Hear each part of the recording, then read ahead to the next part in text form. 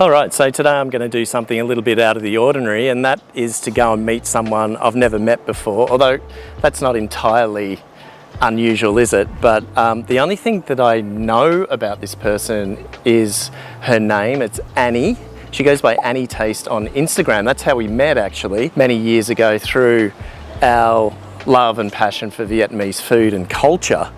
But she happens to live over in Finland, which is a little bit unusual. I think she lives in Helsinki, which is the capital of Finland. So I'm really curious to find out about her journey from Saigon to Finland. Yeah, so it was the other day when I was looking online on Instagram that I noticed that she was in town. She is posting photos about places that she's been eating at while she's been here visiting friends and family for Christmas. So I hit her up and asked her if she was interested in catching up, meeting up for the first time. She said yes, which is great. So we're going to go to a coffee shop across town from where I live to break the ice, to get to know each other a little bit.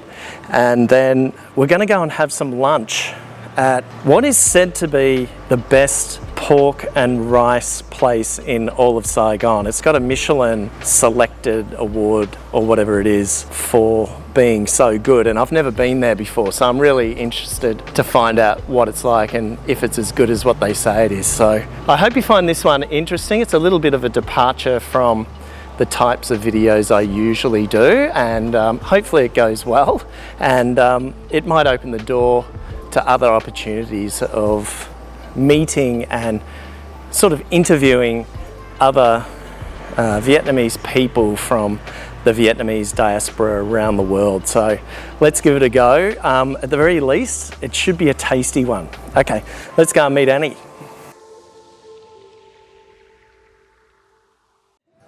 Okay, so Annie, nice to meet you. Thanks for meeting up with me. No, thank you for having me. Yeah, no worries. Thank you for your time. I mean, it's been a long time. I'm just going to move the camera sort of like that, okay. So you can look in there and whatever.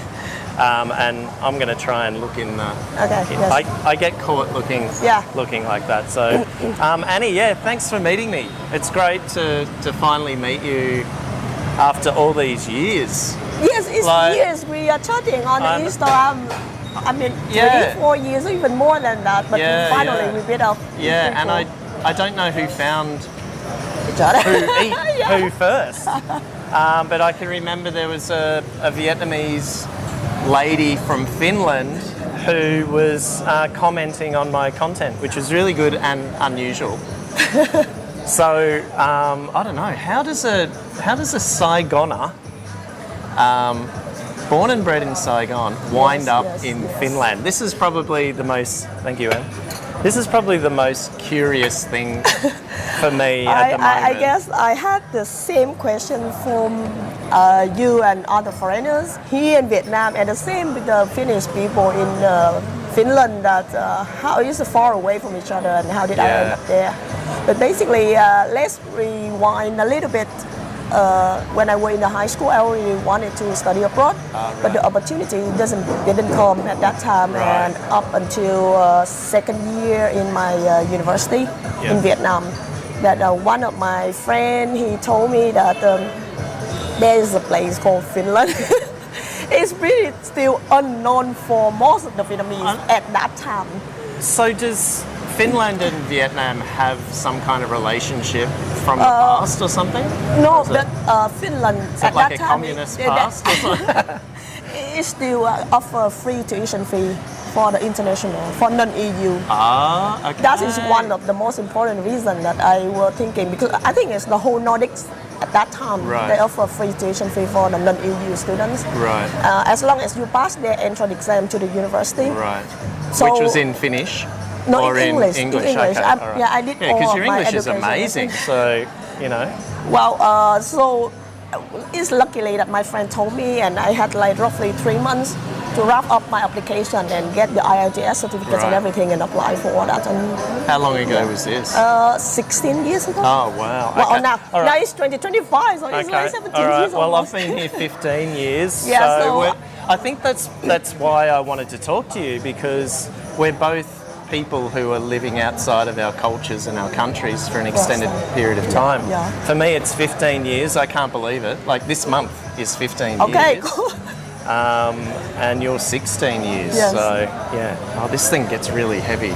Should we I've got find a- something that Yeah, you can put it? I've got a thingo. Yeah, okay. I'm just gonna put this on the tripod. Yeah, yeah. I think it should turn Like yes, that? Yeah, yeah, That's pretty good, yes. I yes. think. And maybe in a bit, if we can. How's that? I think that's okay. But it's a little bit chop up your head there. That's not such a bad thing. So yeah, I think that's why I was really keen on meeting you, because of that sort of interesting connection. I mean, there's obviously the passion for Vietnamese food and culture and stuff like that, but you're living over there and I'm living here for that sort of 15, 16 years. Yeah, so you went over there for university. What did you study? At that time, I studied marketing. Okay, Yeah. all right. But how did you end up in Vietnam? Hey, I'm interviewing you. But it's also curious for me.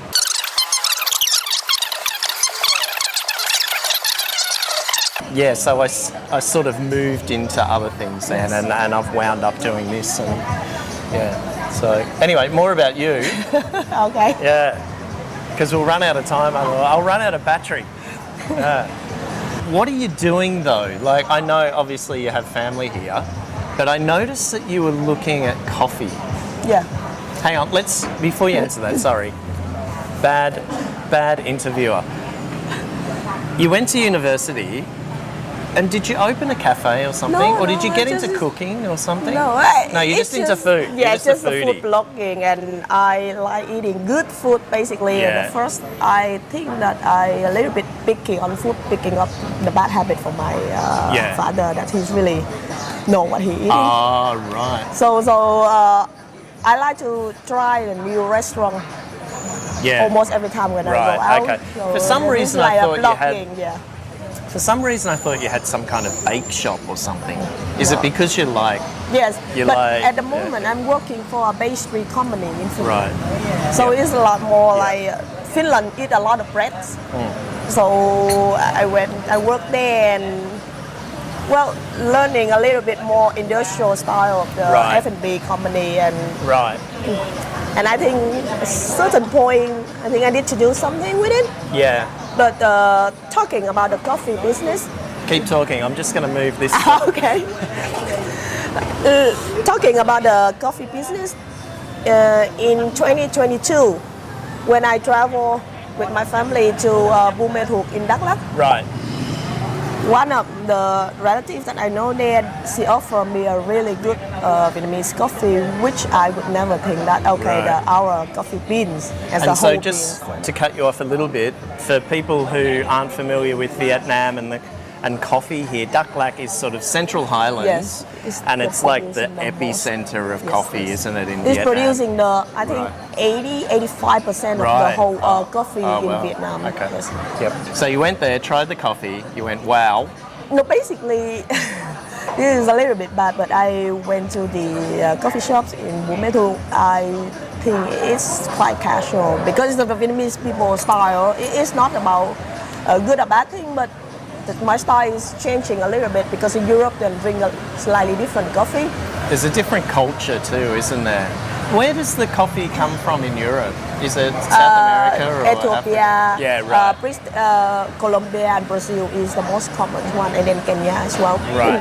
And as you know that Finland is the most consumed coffee per capita in the world. I didn't know that. Yes, the average each Finnish people drink maybe like 10 to 11 kilos per year.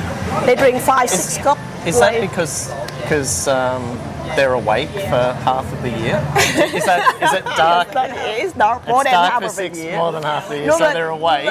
I don't know. I don't know what? the history of it. But and we only drink Arabica. Right. Okay. Yeah. Maybe I'm Finnish. Maybe I'm a little bit Finnish. No, I 'cause think it's really common in the whole Europe or Yeah, right. globally. So that kind of got you thinking recently that you might come back when you come back here for Christmas or whatever. Do a little bit of research into perhaps exporting coffee back into Finland. Okay, so we'll come back to that a little bit. What I also wanted to know was that you've been away for 16 years. Vietnam has changed a lot. What are sort of the three things that come to mind that have changed so much in Vietnam, especially for someone like you, who's you're Vietnamese, and you're coming back to Vietnam? Like, what are your feelings? What do you observe about the culture? Perhaps is there any sort of reverse culture shock or anything like that? The best thing in Vietnam that the technology adoption. Right. They, for example, my mom now she can do the online shopping easily, and Yeah. but the And how old's your mum? close to 60. Yeah. Okay. Yeah. So she's not too old, but she didn't really grow up as a digital Of course native, did not. she? Yeah. So using the phone is relatively new thing for her, maybe less Right. 5 years or something like that. But Yeah. now she's shopping a lot more online, Yeah. and then calling me easily by WhatsApp and so on. So the technology adoption is really, really fast here. Yeah. The other thing I think is a services oriented. People, or at least I haven't been in the north more. I haven't been in travel to the Hanoi and further, Yeah. but from the central Vietnam and back to the south, the people is more services oriented. Right. They Yeah. are, of course, I'm from the south. So I always think that the southerners is really friendly and outgoing, but they know how to Sort of treat or how to engage welcome, or- to engage, yes, with the tourists and the foreigners in that Yeah. really nice way and Yeah. a proper way that I think that will help a lot with the tourism in the future. And you already know the infrastructure, the new metro line is gonna significantly a new thing. I that haven't been will on that yet. I haven't either.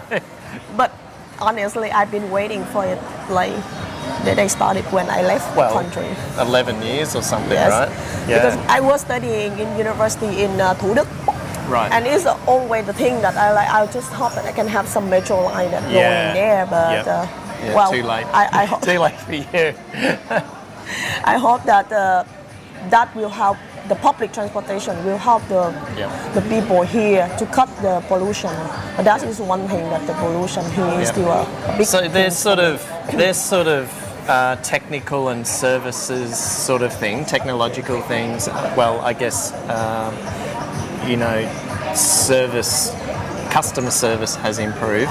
What about in terms of the culture? Has there been any kind of movement in any kind of way with Vietnamese people? Have they opened up more, or are they more Western in outlook, or are they still the same, in your opinion? I think that now they are seeing the tourists and foreigners in general is kind of the casual thing, not that like.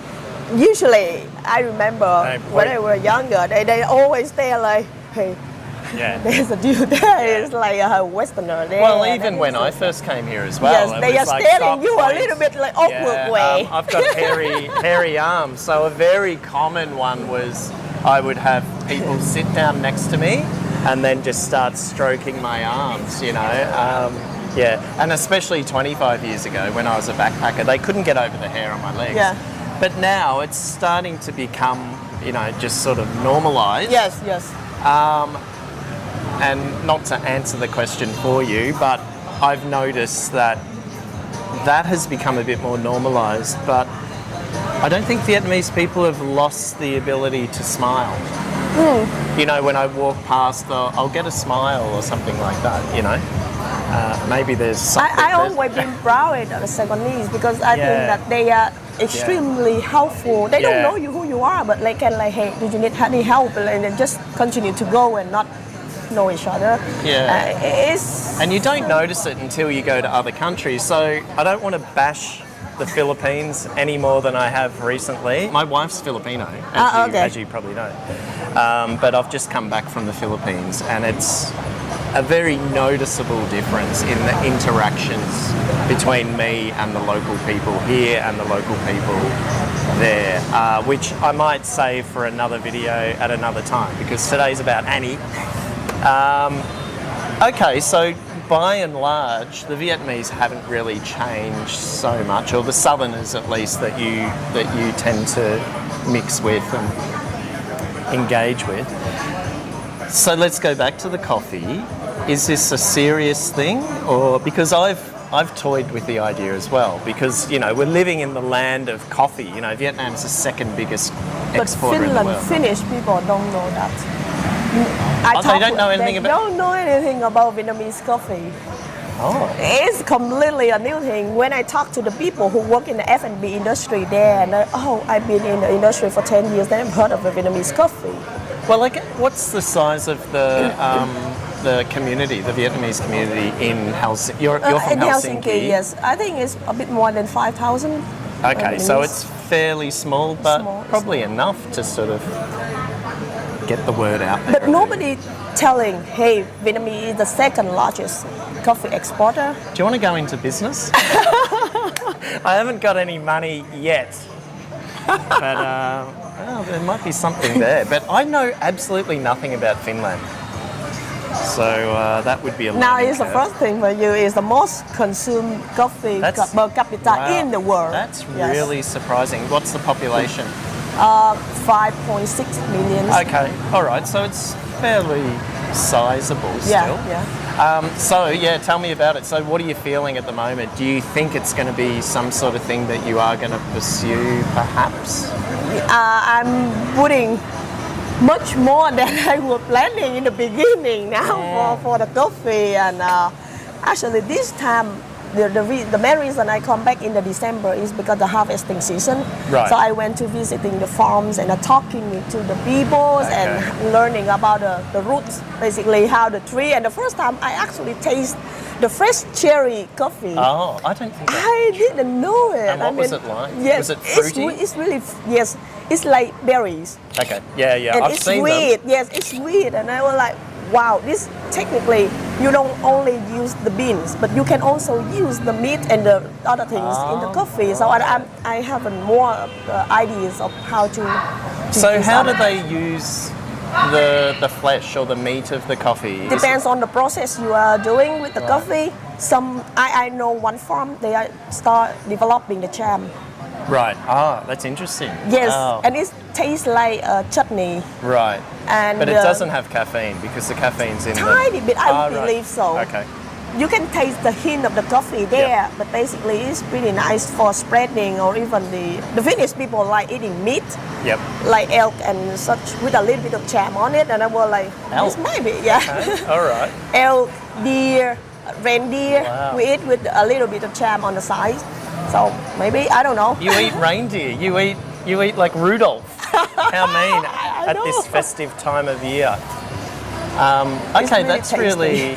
really yeah. I guess it's pretty gamey, right? yes, like yes. kind of like rabbit and I don't know what Yeah, else. it's yummy, it's correct. Goat, maybe? Does it taste a bit No, like goat? no, I don't think so. No, But okay. yeah, Better than goat. yummy. So it looks like you may go down that path, but obviously there's going to be some challenges in terms of probably exporting and importing and stuff. No, I like think it's that. more about building the visibility and the knowledge of educating the market that, hey, Right. Vietnam is strong in coffee, and we have a really strong culture, and the flavor of the Vietnamese coffee also really different from other beans that they know in Finland. So presumably if Vietnamese coffee is not that well known in Finland, I'm presuming that Vietnamese food's not that well known either. It's booming right now. I mean, Wow. let's say already starting before the COVID times, that people already getting a lot of it. Small Vietnamese restaurant there selling phở. Right. And now the second thing is the bánh mì. Yeah. There's like a lot of shop, even the Finnish people, they open the bánh mì shop. Wow. And it's relatively easy to make too, Yes, isn't yes. it? Like, bread roll. I don't Well, of course, I don't want to It's disrespect you, but it's easy to make, but to make it good and proper, and it's taste not like, easy. It's not an easy thing. Yes. I get that.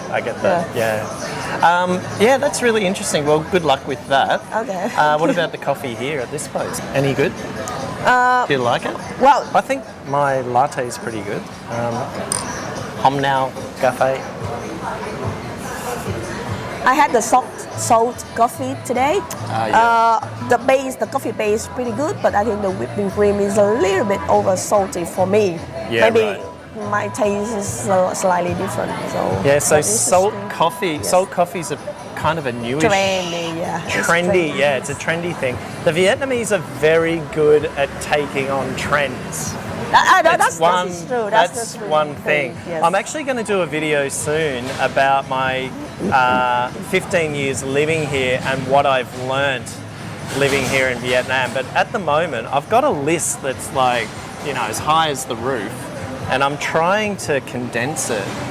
And one of the things that came into my mind was trends and how Vietnamese people readily take up trends, whether they're local, like salt coffee, for example, yes. started in Hue, I think, in the central part, yes. and then suddenly boom, not long after Hanoi, Saigon, or internationally, you know, the Vietnamese will take on trends internationally very easily. Hopefully the Finnish people take on the trend of Vietnamese coffee I hope. quickly, as readily as well. Yeah, this is pretty nice. And just for people who don't know what salt coffee is, it's sort of a regular, it's like a cafe soda, Yes. but whipping cream. it has, yeah, it's like whipped, kind of like whipped cream with salt in it, which is an unusual combination, but very it's really good. tasty. Yeah, it's quite addictive. Yeah, so if you think cafe soda with its, what do you call it, condensed milk was killing you with all the sugar, you can replace it with salt and that can kill you as well. It's really balanced in a way that you have some. Yeah. I think that you might notice that the Vietnamese food in general, or more in the south, we like everything a little bit of salt, a little bit of sweet. We don't go to one direction. I don't know, a little bit. What about when you get orange juice?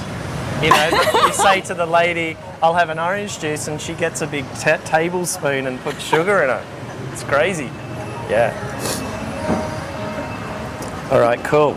Well, that was good. Now, what we're going to do next is go and have some lunch. Okay. Now, the place is called Ba Gien. And from my research and my very poor... I'm surprised that you haven't asked me about the Vietnamese language yet.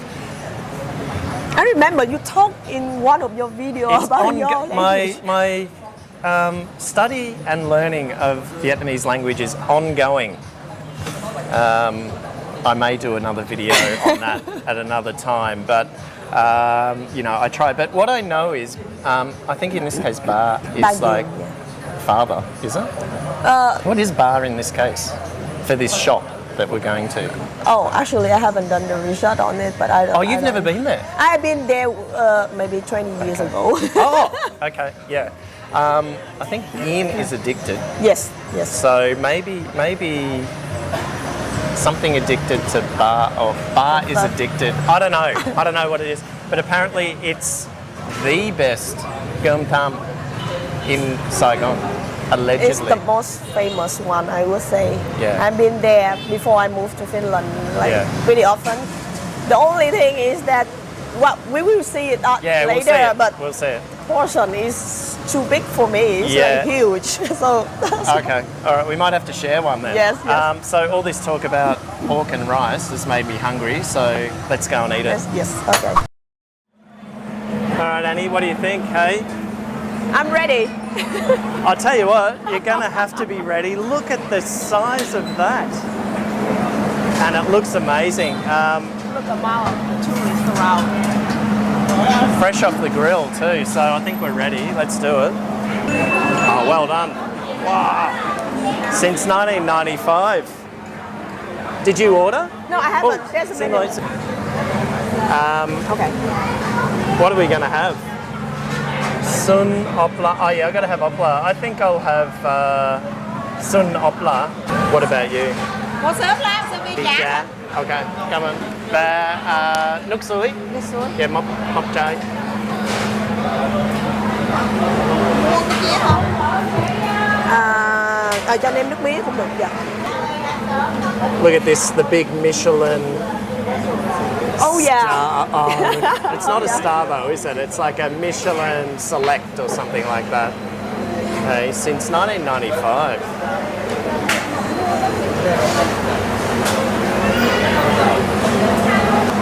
Wow, wow. Look at this. This is a happy local. Look how big of the portion of the piece of the pork chop. I know. So Annie, I think you should walk us through this. Tell us what we've got on our plate. On my plate, I have the pork chop. You see? Well, you got to go there first, don't you? Look at that. It is a monster. I think you can use your hands, can't you? Oh, they've cut it in half. Yeah, they already cut it into smaller pieces here. The whole piece of the pork chop. And they sort of marinated in like what? A little bit of sugar, maybe? Yeah, sugar or honey and soy sauce. Yeah, But, soy sauce. if I remember correctly, they are really should be really tender and juicy. Yeah. This is the signature, or maybe Yeah. the why is most famous, Yeah. not just the size.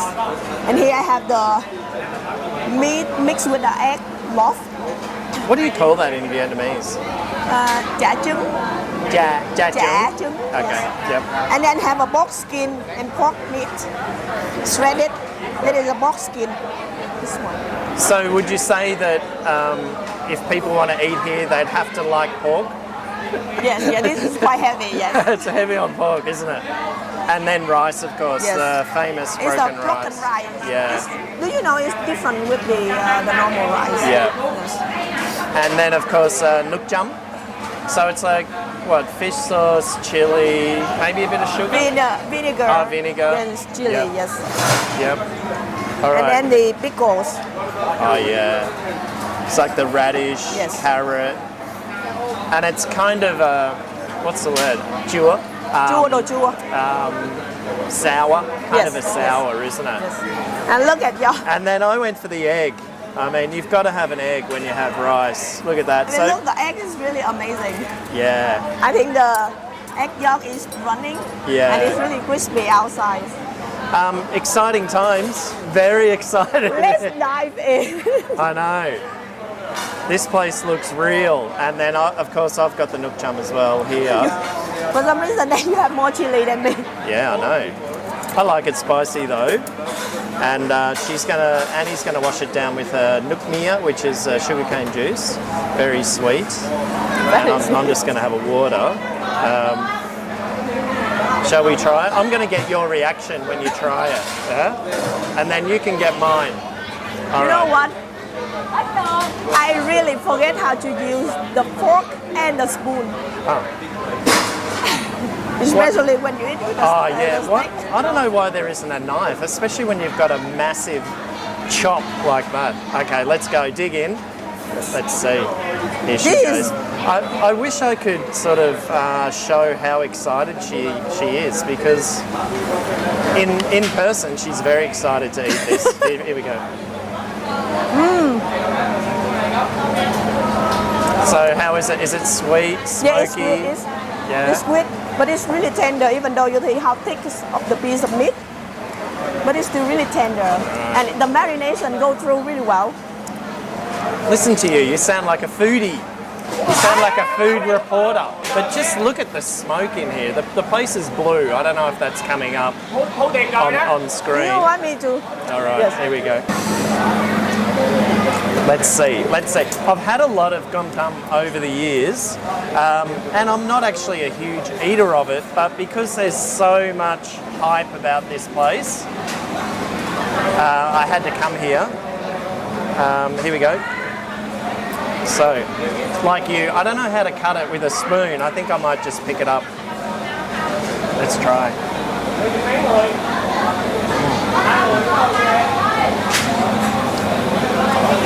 Very good. Sweet, very sweet and smoky The smoky, yes. and tender. Usually with this kind of thickness, it's tending to be dry. But here is, yeah. It's not dry at all. It is very good.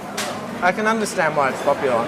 And it's 80,000, so it's a little bit more expensive, but there's a whole lot more food compared to a typical gom dum place.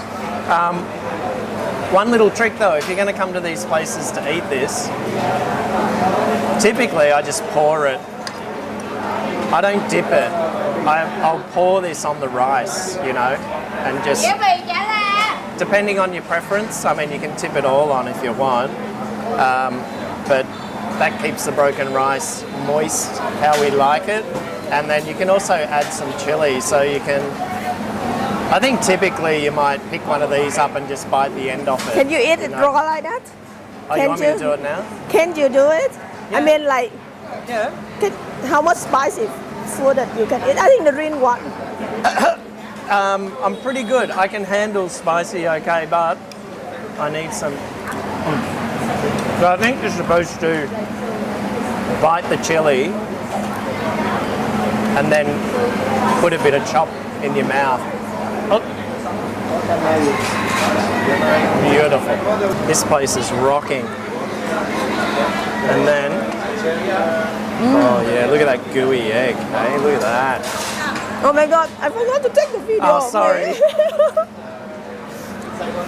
Sorry about that. Let's reenact. There we go. Oh, glistening. Look at that gooiness. Oh, beautiful. So Annie, why do you think gum dum is?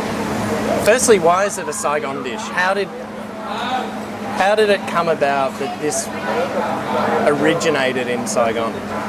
Do you know? I have a full mouth. No, you've got to talk with your mouth full.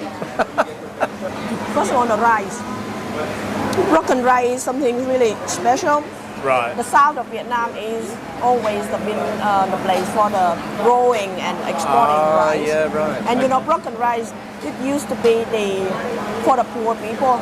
Right. Because it's broken, people tend to use the whole rice. Right. And we use for the working people, and it's cost and like the leftover. Yeah. So of course, in our country, the majority is still working class. Right. So it's getting more popular in people. Pork is also one of the most popular protein. Yeah, it's in the quite country. common, isn't it? Yes, yes. Actually, yeah, you make a good point because it is like a worker's meal, isn't it? And it's pretty fast Yeah. to have it, so you can have lunch, breakfast with it. But presumably in Hanoi they had rice back in the day. So If I understood correctly, that we transfer the rice from the south because the north we don't grow the rice. they never used to, right? Yeah. Ah. So they eat rice, but they don't grow it. So Right. it's not a rice culture, Yeah. the place for that. All right, Annie, what did you think of that one? Was excellent. Pretty good, wasn't it? Yes. I'd really recommend it. Juicy, smoky, salty, fish saucy. Anything big else? portion. Big portions, massive portions. I think ours was 80,000 each. Or was mine a little bit extra? Yeah, no, yours is 90 something and mine is a little bit extra. Yes. Extra for the egg.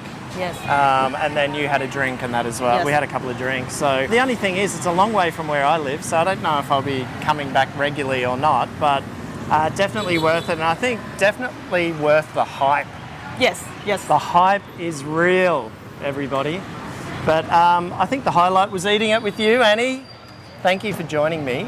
Thank you for having me with you on the video. And it's always the best thing for me to connecting, to meet people in person through the online. I know. It's like, how to say, the fantastic thing that you do online thing. Yeah. But then you know that the person behind it. And I think for you, it was good to find out that I wasn't actually a creep. No. I'm actually not too bad in real life. It was really good. It was an honour. It was a pleasure and an honour and a joy. The pleasure is mine. Yeah, and I think we'll definitely do it again sometime. When are you back? Are you coming back soon? You mean here in Saigon? Yeah. When are you coming back? Well, if it's planned, that may be in summer.